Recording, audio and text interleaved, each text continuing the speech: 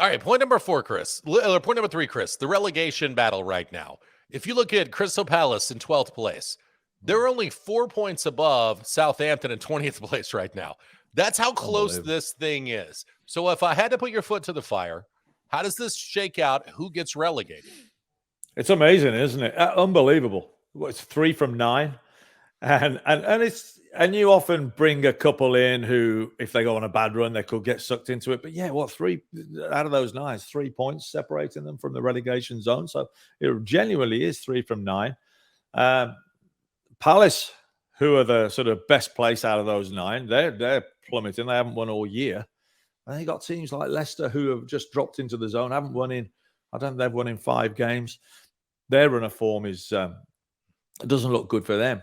The rest, though, are really fighting, and every week this changes. So if you asked me 2 weeks ago, the 3 is going to be different to what it is now. It's really so hard to predict. And then you look at who's got who over the next coming weeks, and you can't predict that either. You might as well, throw that out the window, the form book, because there is no form book at the moment. So I'm basing this on current form, if you like. Well, outside of Bournemouth, I just don't see Bournemouth escaping, even though they've got a couple of wins out of the last 6 games. They keep eking points. But I can't imagine that there's going to be 3 big teams go down. There's always one minnow, and I've got Bournemouth finishing bottom. So hold my feet to the fire here. I got Leicester going now because of the run they're on, and the other team that got no wins in 6 is Forest. Now I got Forest falling in there as well. So as a Wolves fan, it's the only comfort I've got is that there's 9 or 8 of the teams just as bad as Wolves at the moment, but it could be quite conceivably Wolves, because all those teams down there, they just can't score. But at least some are putting up a fight, and the ones who are sliding, like I say, are Leicester and Forest. I got Bournemouth in there as well. So yeah, I got Bournemouth, Leicester, and Forest. Will. Wait, okay, so I think Southampton and Forest still go, or Southampton and Bournemouth still go. So Those are the bottom 2 right now. I think it stays that way. Southampton they don't look that was just Spurs, casual. We're up 3-1, and so now we can just coast and we don't have to do anything. Leicester's last win was against Spurs, kind of the same thing. They jump out to a lead and then whatever. Next thing you know, it's 4-1. So that was a little bit of a fluke, I think, with Southampton over the weekend. So I still think Southampton, Bournemouth, and I think it's Leicester as well. I just don't see how this thing turns around. They don't have. If you look at it's something you brought up a couple of months ago, and there aren't enough number 9s to go around.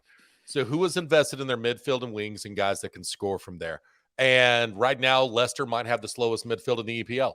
And when that is the case, and they can't create a ton from that midfield, I just don't know how Leicester's going to get goals, especially because Jamie Vardy's a shell of, it's just, it's over. Father Time's undefeated. And so Jamie Vardy's not going to be able to do a whole lot for you anymore.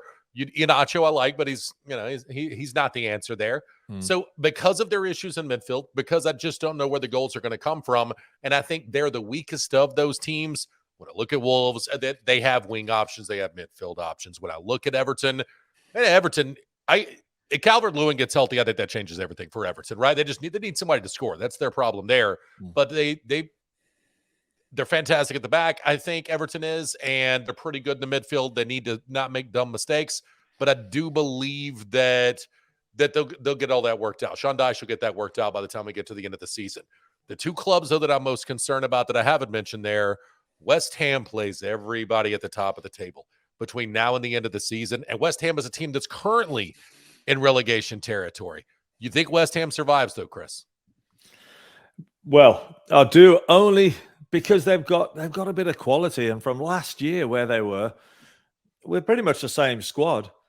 They've got it in them, and so they've got some experience to get out of it, I think. And the record isn't great, but they're getting points here and there. Their recent record, but they're getting points here and there, and that's why I think Southampton have got 2 wins. They got 2 wins in the last 6, and a draw here and there as well. So they're showing some fight. There's a couple that, like I say, Leicester, like you say, it just seems to be they just seem to be sliding away. But I think, yeah, I think West Ham have just got enough.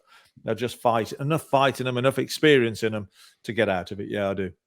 But the one thing I will say, you look at West Ham, you look at Everton, it's hard to think they're going to go down because they have world-class players and the other teams don't have world-class players, right? Wolves have a couple of world-class players, and the teams don't have world-class players. So Forest is that's a good pick. I think that's a very good pick. If we're just looking at talent level, Forest probably is in the bottom 3 in the EPL right now. Man, I just don't see what the answer is for Leicester. And so it may end up being Southampton or Forest, which one goes down, and you could end up being right at the end of the day.